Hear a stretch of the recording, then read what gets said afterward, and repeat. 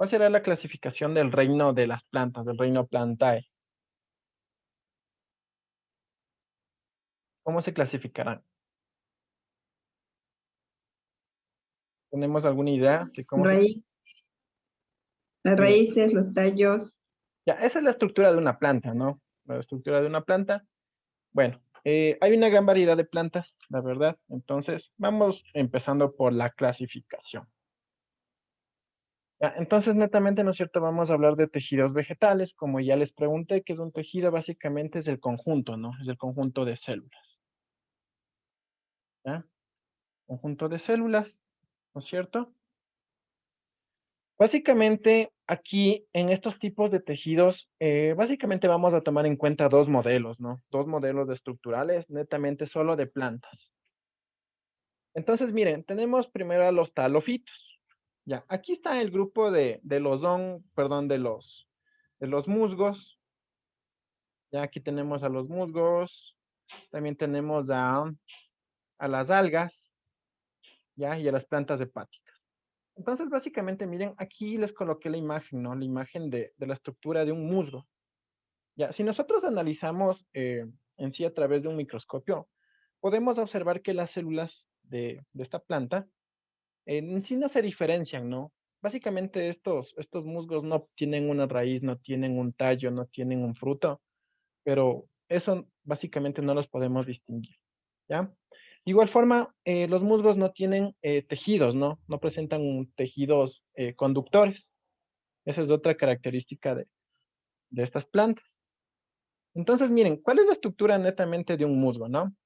Presenta esto, rizoides, ¿ya? En sí no son raíces, ¿no?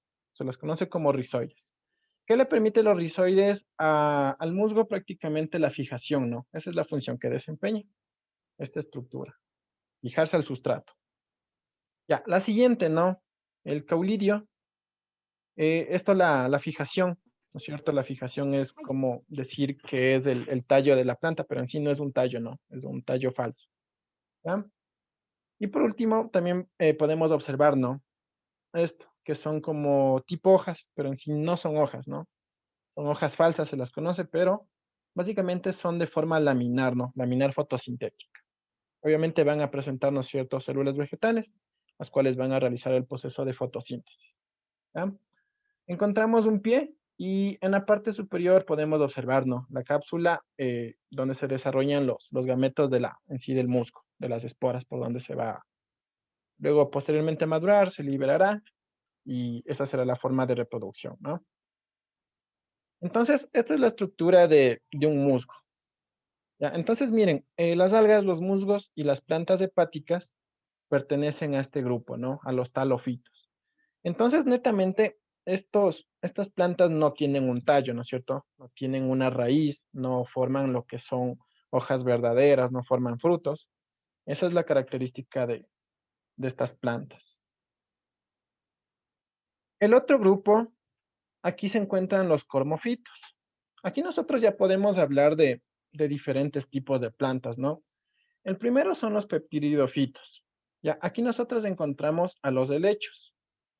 Entonces, miren, si nosotros comparamos, ¿no? A los talofitos con los cormofitos, los helechos ya presentan raíces verdaderas, ya presentan un tallo y también presentarán hojas, ¿no? Entonces, esa es una característica en sí de los helechos, ¿ya? En los espermatofitos, aquí nosotros encontramos a dos grandes grupos, ¿no? Tenemos a las plantas angiospermas y a las plantas gimnospermas. Ya seguramente ustedes se preguntarán cuál es la diferencia entre una angiosperma y una gimnosperma. Se diferencian en la semilla, ¿no? Aquí podemos observar que la semilla está cubierta, por lo que nosotros le conocemos como un fruto. Ya, pero también en las plantas gimnospermas podemos observar que la semilla es desnuda, ¿no? No presenta se podría mencionar el fruto en sí. Ya, esa es la característica o una diferencia entre este grupo de plantas. ¿Ya? Pero en espermatofitas hablamos de estos dos tipos, ¿no? De las angiospermas y de las gimnospermas. Entonces, los peptididofitas y los espermatofitas pertenecen a los cormofitos. ¿Ya? ¿Cuáles son las características de este grupo, no es cierto? Es que las células tienen una especialización. Hay células que se especializan para formar lo que es la raíz, el tallo, las hojas, los frutos. Entonces, esa es la diferencia, ¿no? Con los talofitos.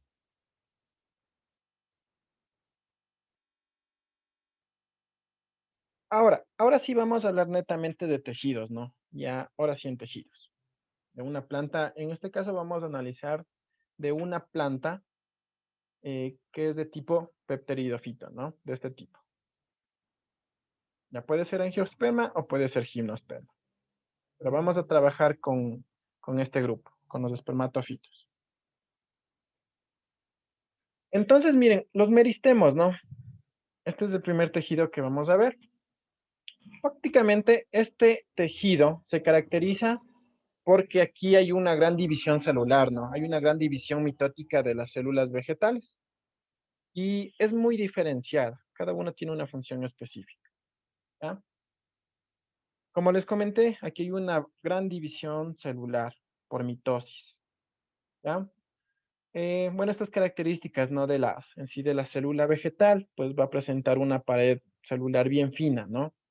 Presenta pocas vacuolas y son de pequeño tamaño y también presentan núcleos celulares grandes. Entonces, vamos a ver los tipos de meristemos que tenemos. El primero, ¿no? El embrionario, el primer tejido. Ya, ¿dónde podemos observar este tejido? Si nosotros analizamos lo que es una semilla, ¿no? Prácticamente toda la semilla está conformada por tejido meristemático embrionario. Aquí les coloqué, ¿no es cierto?, el gráfico de la semilla. Entonces, netamente está formando el embrión, ¿no? El embrión de la semilla. ¿Ya? El segundo tipo es el primario o apical.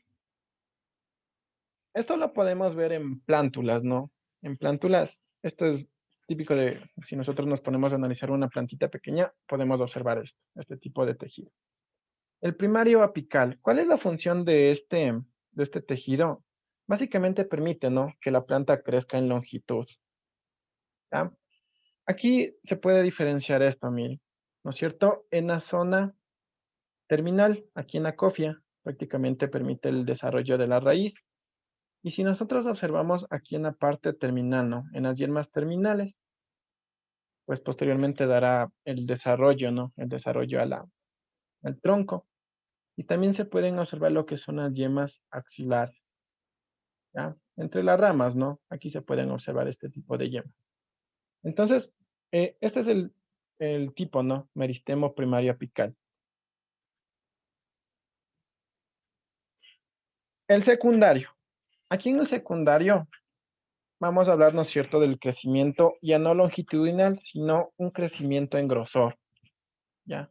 Entonces aquí interviene mucho, ¿no? El crecimiento en grosor de la planta. De igual forma podemos distinguir dos tipos, ¿no? Dos tipos de tejidos. Aquí tenemos al cambio. Aquí en esta gráfica les coloqué, miren. Les coloqué, ¿no es cierto? Bueno, esta es básicamente representa una imagen, ¿no? Si nosotros hacemos un corte de una planta y si nosotros le llevamos a un microscopio, podemos observar este tipo de tejido. Ya, todas estas estructuras que ustedes ven son células, ¿no? Y cada una tiene una diferenciación. Entonces, aquí nosotros podemos observar el cambio, ¿no es cierto? Que se encuentra, miren, está intercalado, ¿no? Entre el floema y el xilema, ahí donde se encuentra básicamente el cambio, ¿ya? Entonces, ¿cuál es la función de este tejido secundario, el cambio? Que básicamente aquí, eh, a ver, aquí se encuentra intercalado, ¿no? Entre el floema y el xilema. Y básicamente, ¿cuál es la función de este cambio? Es que permite, ¿no? Permite que el desarrollo sea de afuera hacia adentro. Ya, hay una gran división celular. Entonces, es así como se va formando, ¿no? De afuera hacia adentro. Ya, ese es el sentido. Ahora, el felógeno. El felógeno lo podemos encontrar, miren, entre estas capas, ¿no? Entre el córtex y el suber. Y aquí tenemos prácticamente la epidermis puede ser del tronco. Ya, entonces aquí es donde se desarrolla, ¿no? El felógeno. Ya, ¿cuál es la función de esta capa de células, ¿no es cierto? El felógeno. Básicamente va a dar, ¿no es cierto?, origen a este tejido, al tejido suberoso, ¿ya? Un tejido que básicamente pues le permite protegerse, ¿no? A la corteza de la planta en sí. Ya, estos son tejidos secundarios. Entonces, miren, tanto el cambium como el felógeno permiten, ¿no es cierto?, que la planta crezca en grosor.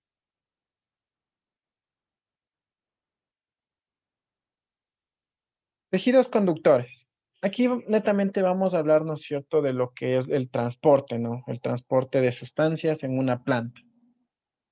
¿Ya? Entonces, miren, aquí, ¿no es cierto?, prácticamente, pues, en una planta se transporta, ¿no? Lo que es la savia. ¿Ya? ¿Cómo es la forma de las células en estos conductos, ¿no? En el xilema y en el floema, pues tienen una forma alargada. Sus células son de tipo alargado. Ya, algunas presentan separaciones conocidas como tabiques. Y ahí poco a poco van a estar dispuestas, ¿no? De manera oblicua. Tienen una forma oblicua este tipo de células. Entonces, vamos a hablar, ¿no es cierto?, del xilema, ya, del xilema y del floema. Entonces, miren, ¿cómo se da el transporte, no es cierto, en este tipo de conductos en el xilema? Aquí en la imagen podemos observar, ¿no? Podemos observar que prácticamente a través de la raíz, ¿no es cierto?, absorbe nutrientes y agua y sales minerales. Y aquí se puede observar cuál es el sentido, ¿no? El sentido es de una forma ascendente, se distribuye prácticamente a toda la planta, ¿ya? En este caso sería, ¿no es cierto?, la savia bruta, si se la conoce, agua y sales minerales. Aquí les coloqué una imagen, ¿no? Les coloqué una imagen prácticamente como les había comentado, pues de dónde procede este tejido, ¿no? El xilema, prácticamente del cambium, ¿no? El cambium es ahí de donde procede el xilema en sí, este conjunto de células. Ya, ¿y qué tipo de células en sí conforman al xilema? Tenemos de este tipo, ¿no? A las traqueidas y a las traqueas. Aquí se puede observar claramente cuál es la forma oblicua, ¿no? Oblicua de estas células en sí. ¿Ya? Pueden observar que ahí también hay un tipo de compactamiento, ¿no? También compactadas. Entonces, en sí son conductos. Son conductos que básicamente van a permitir, ¿no es cierto?, que la savia bruta ascienda a toda la planta. Ya, el floema. En el floema, a través del proceso de la fotosíntesis, ¿no es cierto? Pues prácticamente se da el proceso de la fotosíntesis, hay una reacción química y los productos que se obtienen en la fotosíntesis, ¿no es cierto? Ahí tenemos, por ejemplo, tenemos a la glucosa, esa en sí ya sería la savia elaborada. Entonces, en el floema, el sentido es de los dos tipos, ¿no? Es ascendente y descendente. Ya, entonces es así como se distribuye prácticamente la savia elaborada en toda la planta. ¿Ya? De igual forma aquí podemos observar, ¿no? Podemos observar al floema y prácticamente de igual forma eh, la proyección que se da, ¿no? O la regeneración de este tejido es de adentro hacia afuera, ¿ya? Desde el camión para afuera, ¿no? Y en sí, el floema prácticamente está formado por este tipo de células cribosas. ¿Ya? Entre estas células cribosas se puede observar, ¿no? Se puede observar aquí que hay paredes celulares que prácticamente están dividiendo, ¿no? Dividiendo a cada célula, ¿ya? Entonces, miren, aquí yo les coloqué un GIF. Aquí se puede observar prácticamente cuáles son las diferencias entre el xilema y el floema. Entonces, si nosotros analizamos, ¿no? Por ejemplo, en el xilema, el transporte es de un solo sentido, ¿no es cierto? El sentido era de forma ascendente a descendente, ¿ya? En el floema eran los dos sentidos, ¿no? Se da de un sentido ascendente y un sentido descendente. Esa es una diferencia entre el xilema y el floema. ¿Qué transporta el xilema, no? ¿Qué transporta estos conductos? Transporta lo que es la savia bruta. Entonces, aquí prácticamente se transporta, ¿no? Lo que es el agua y las sales minerales. En el floema se transporta, ¿no? Lo que es el agua y el alimento. Bueno, en este caso ya sería la glucosa. Ya ahí se da el transporte, ¿no? De forma ascendente y descendente. Ya miren, aquí no hay paredes entre células, ¿no? Aquí se puede observar que es un solo conducto, no hay ninguna pared que divida las células y prácticamente este tipo de tejido está formado por células muertas, ¿ya? Y en el floema es lo contrario, ¿no? Se puede observar que hay paredes entre cada célula. De igual forma, hay perforaciones, ¿no?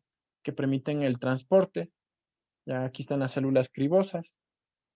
Y aquí en el xilema, la pared de estas células que conforman el xilema presentan un polímero, ¿no? Conocido como la lignina, que prácticamente le da una consistencia a estos tubos, ¿no?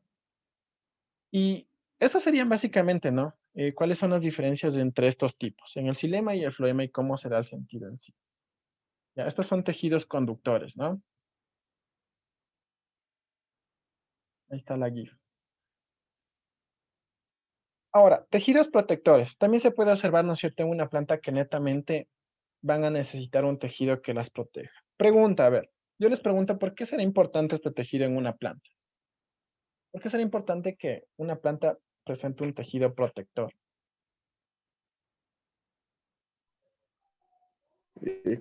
Para mí, Licen, sería, yo pienso, Licen, que para mí sería que una planta tenga tejido protector para que la planta no se destruya, pues, Ya, muy bien, Jesús. para que Netamente, la ¿no es planta no cierto? se dañe, pues. Ajá, muy bien. Miren, el tejido protector básicamente, ¿no es cierto?, le permite a la planta que, si ustedes pueden observar, las plantas están en un ambiente donde hay incluso días calurosos, ¿no? Entonces, este tejido prácticamente le permite a la planta que no pierda la cantidad de agua suficiente, ¿ya? Entonces, como mencionó Jesús, ¿no es cierto?, prácticamente hace que la planta no se destruya. Ya, entonces, miren, este tejido prácticamente va a recubrir, ¿no? Recubre toda la planta, protege de todos los agentes externos que puedan incidir en el desarrollo de la planta, ¿no es cierto? Y prácticamente evita la pérdida del agua en una planta. Ya, el primer tipo, ¿no es cierto? El tejido epidérmico. Aquí podemos observar que básicamente, ¿no es cierto?, es un conjunto de células. Y esta parte es importante, miren, a estas estructuras se les conocen como los estomas. Y básicamente son los que regulan, ¿no? Regulan qué cantidad de agua puede perder una planta. Entonces ellos tienen un mecanismo, ¿no? A través de estas células oclusivas, lo que hacen es abrir y cerrar. Abren y cierran los estomas para... Y de igual forma influyen mucho en el intercambio gaseoso, en la transpiración de una planta. ¿Ya? Básicamente, miren, forman la epidermis, ¿no? Forman toda la capa protectora de la planta en sí. Están constituidos por células vivas, ¿no es cierto? Deben ser células vivas para que cumplan esta función y no presentan clorofila. Ya, este es el tejido epidérmico en una planta. Ya, de igual forma, hay ciertos tipos de plantas que van a presentar modificaciones, ¿no? Con respecto a la epidermis. Por ejemplo, podemos observar esto, miren, ¿no es cierto? Se puede observar en las hojas. Si nosotros analizamos una hoja, se puede observar esta capa, ¿no? Conocido como la cutícula, que prácticamente es una capa formada por ceras, ¿ya? Conocida como la cutina, ¿no? Entonces, si nosotros, ¿no es cierto?, le echamos una gotita de agua, podemos observar que en sí la planta no permite, ¿no?, que se transfiera el agua al interior de la hoja. Entonces, prácticamente, pues, esa es la función, ¿no? Una capa protectora. También pueden presentar este tipo, miren, pelos o tricomas. Ya, básicamente son prolongaciones, ¿no? Se pueden observar. Aquí tenemos la epidermis. Se observa cómo se prolonga, ¿no? Cómo se prolonga el tricoma o el pelo tricoma. Ya miren aquí, ¿no es cierto? En estas imágenes se puede observar, ¿no?, los tricomas. ¿Ya? Mucho de esto se puede observar en la ortiga, si ustedes se han dado cuenta, ¿no es cierto? Hay como unos tipo pelitos, esos son los tricomas. Algunos son de tipo urticante, es decir, que pueden generar un tipo de alergia, ¿no? Si ustedes han visto la ortiga, pues allí pueden observar a los tricomas. Ya son prolongaciones de la epidermis, básicamente. Y de igual forma, miren, hay plantas, ¿no es cierto?, que se puede observar esto en los tallos. Se los conoce como lenticelas. De igual forma, em, aquí es una prolongación básicamente del tejido suberroso, ¿no? Se origina del felógeno, y aquí hay un conducto, ¿no? Este en sí es toda esta es la lenticela, conjunto del tejido suberoso. De igual forma, aquí se da el intercambio gaseoso, ¿ah? Son células en sí especializadas, ¿no? Unas forman el suber, otra el felógeno, otra forman la epidermis. Entonces hay una gran especialización.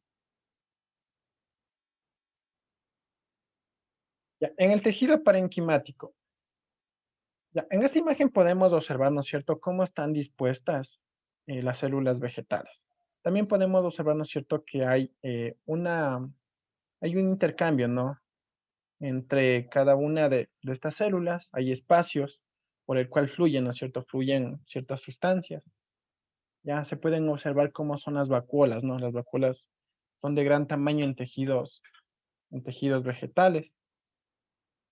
Entonces, miren, ¿cuál es la función de este tejido parenquimático? ¿No es cierto? Básicamente, son tejidos que dan cuerpo a las distintas partes de la planta. Netamente le van a dar la forma, ¿no? La forma de la planta. Y se especializan, ¿no? Esa es una de las características de este tejido. Ya, aquí encontramos las vacuolas, como ya les mencioné, ¿no es cierto? Ahí se puede observar una gran variedad de vacuolas. De igual forma, cloroplastos para el desarrollo de la fotosíntesis. Ya, una pared celular bien desarrollada, aquí se puede observar, ¿no?, la pared celular. Encontramos diferentes láminas que igual la conforman.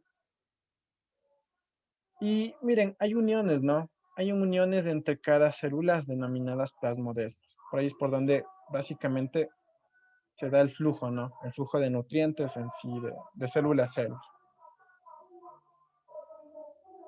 Ya, este sería el tejido parenquimático. Ahora, según la función que desempeñe el tejido, ¿no es cierto?, las podemos clasificar en la siguiente. Clorofílico, ya su nombre lo dice, ¿no? Básicamente, pues, las células van a presentar clorofila para el desarrollo de la fotosíntesis, y aquí les coloqué, miren, esta imagen, donde se pueden observar, ¿no?, el parénquima de empaliza y el parénquima lagunar. Entonces podemos observar, ¿no es cierto?, que en el parénquima de empaliza las células presentan un orden, ¿no? Están un poquito más compactadas, mientras que en el parénquima lagunar son de tipo circular, ¿no? Y existen, en este caso, huecos o perforaciones o poros, ¿ah? Esa es la diferencia entre cada uno de estos tipos de parénquima. Entonces, miren, ¿cuál es la característica del parénquima clorofílico? ¿No es cierto? El tejido básicamente desarrolla el proceso fotosintético. Ya, por ende va a contener abundantes cloroplastos, ¿no? Eso los podemos observar en las hojas, en los tallos herbáceos, ¿ya? Tienen una forma prismática y, como ya les comenté, siempre van a estar muy compactadas, ¿no? Muy juntas. A diferencia del parénquima lagunar, ¿no es cierto? Son de tipo redonda, hay huecos, unas entre otras, y por aquí básicamente fluye, ¿no? Fluye ciertos gases como el dióxido del carbono, el oxígeno, y también el vapor de agua. Ya, esto en el tejido parenquimático clorofílico. Ahora, también hay otro tipo, ¿no? En el de reserva, como su nombre lo dice, básicamente las células van a actuar como reserva en este caso, miren, cúmulos de almidón, ¿no? Como por ejemplo en los tubérculos, en las papas, en la yuca. Allí si hacemos un corte y analizamos el tejido, pues, de estos tubérculos, se puede observar esto, ¿no? Entonces, ¿no es cierto? De reserva, las vacuolas son de gran tamaño, ya que son células vegetales, ¿no es cierto? Se puede encontrar almidones, disacáridos, ácidos, bueno, en fin, una variedad de sustancias de reserva. Aquí están, ¿no?, las células parenquimáticas de reserva.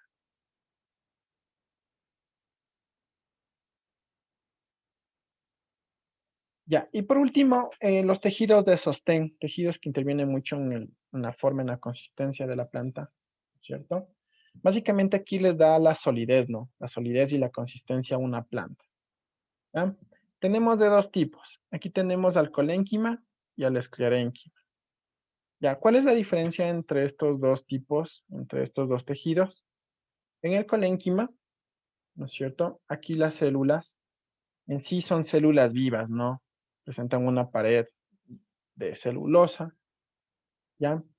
Le confiere básicamente una resistencia y una flexibilidad a la planta, ¿no es cierto? Y de igual forma, siempre va a estar localizado en células donde se da el crecimiento, ¿no? En tejido meristemático. Ya, a diferencia del esclerénquima, ¿no es cierto? Aquí ya es lo contrario, ¿no? Se observa que son células muertas, básicamente inicia un proceso de lignificación. Por ejemplo, si nosotros hemos observado, ¿no? La cáscara de una nuez, básicamente esta cáscara está formada por lignina, entonces le da esta consistencia dura, ¿no? Aquí ya les coloqué una imagen.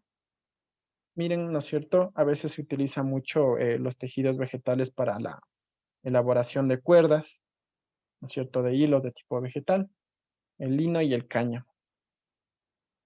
Ya, entonces, prácticamente en sí, estos son los tejidos que conforman, ¿no? Que conforman netamente una planta. Ya, y por último, les quiero proyectar un video donde básicamente está resumido todo lo que les acabé de explicar. Y vamos a observar el siguiente video.